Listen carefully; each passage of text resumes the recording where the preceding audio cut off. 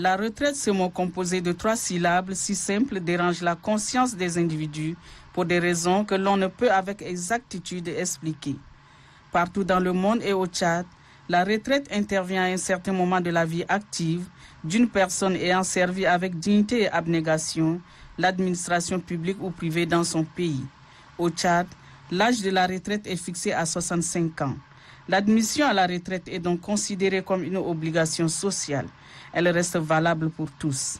Aller en retraite est non seulement une chance, mais aussi une occasion toute particulière pour les bénéficiaires de s'épanouir, de prendre soin d'eux-mêmes et de consacrer le reste de leur vie à leur famille. Une occasion qui, par le passé, n'avait jamais permis la consolidation des relations entre les parents et leur progéniture. Chez les militaires, par contre, l'âge de la retraite va de 45 à 65 ans et varie selon le grade obtenu. La retraite chez les militaires peut intervenir d'office ou sur la demande. Elle est sanctionnée par des pensions.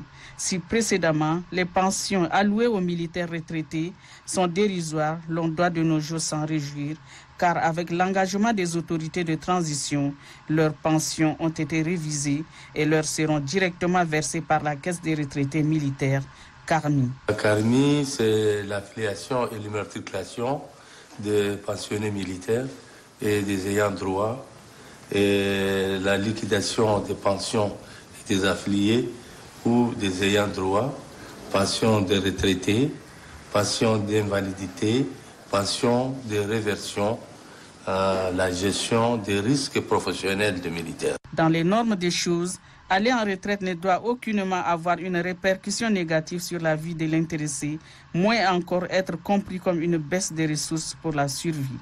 Pour mettre terme à tous ces préjugés, le gouvernement met sur pied des mécanismes d'accompagnement pouvant permettre aux généraux mis à la retraite de subvenir conséquemment et d'une manière qualitative à leurs besoins familiaux. Le président, dans une de ses déclarations, le 31 décembre, a bien dit que les portées 32 500 sont montées à 60 000 francs.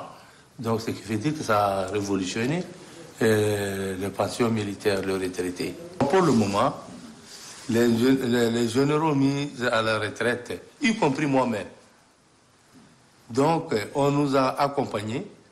L'accompagnement veut dire quoi?